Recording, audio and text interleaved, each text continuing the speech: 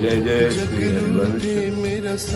आप सबको सावधानी के लिए निवेदन करते हैं, जब जब कहीं भी भक्ति का रंग छाता है तो माया उस रंग में विक्षेप करने की चेष्टा करती। विक्षेप तो नहीं कर सकती, व्यवधान तो नहीं कर सकती, इतने सामर्थ्य नहीं, पर भावुक जनों के मार्ग में विक्षेप डालने का प्रयास करती है। जब भक्तों का भक्ति वैभव प्रकाशित होता है, नाम कीर्तन गुण लीला गायन और बहुत से पिपासु जन वहाँ शरणागत होकर भक्ति रस का आनंद लेते हैं, तो ये बलवती माया उनकी श्रद्धा पर विघ्न डालने के लिए नाना रूप धारण करती है। जो व्यक्तियों के हृदय में ईर्ष्या रूप बन करके कि कैसे इन भक्तों को परास्त किया जाए, कैसे इन भक्तों का यश नष्ट किया जाए, कैसे इन भक्तों के पास लोगों का आना बंद हो, कैसे लोगों के हृदय में इनके प्रति अश्रद्धा हो, ऐसी चेष्टाएं माया लोगों के हृदय में बैठकर द्वेष भाव करके करवाने लगती है। चाहे आप कबीरदास जी का प्रसंग देखिए, चाहे आप मीरा जी का प्रसंग देखिए, चाहे आप नरसिंह मेहता का प्रसंग देखिए, तो ये जो माया है ये सबसे पहले बुद्धि में आकर के मत्सरता और ईर्ष्या रूप धारण करके भक्त द्रोह रूपी महापराध प्रकट करती है।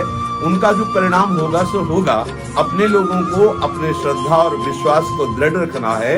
ऐसे लोगों के द्वारा किए हुए प्रचार प्रसार या गंदी भावनाएं या ऐसे लोगों के द्वारा जो दोष दृष्टि करके वर्णन की गई बातें हैं उन पर ध्यान नहीं देना है, क्योंकि उनका ध्यान हमें अपने भक्ति में आकर्षित करना है, ना कि उनके द्वारा दिए गए मायाकृत दोषों को अपने ध्यान में रखकर भक्ति का मार्ग बाधित करना है। ये कलिकाल है, ये ऐसा रचना रचेगा, ये ऐसा प्रचार प्रसार करवाएगा कि भक्ति का ह्रास हो, भक्ति रहित हृदय हो और व्यभिचार पाखंड नाटक इसकी बढ़ोतरी हो। इसलिए सबसे प्रार्थना है कि ऐसे लोगों की भावनाओं का किंचित मात्र ना श्रवण करें, ना मन में विचार करें, ना आदर करें, क्योंकि ऐसी भावनाओं से सतमार्ग नष्ट होता है। स्वयं तो सतमार्ग में चल नहीं सकते, पर सतमार्ग में चलने वालों की प्रति ये नाना प्रकार की कटु व्यवहार, प्रतिकूलता का व्यवहार, दोष दृष्टि का व्यवहार करते हैं और ऐसी बातें और ऐसी रचना करते हैं जिससे लोगों के हृदय में संतों के प्रति अश्रद्धा हो। इसलिए आप सबको निवेदन करते हैं कि सावधान होकर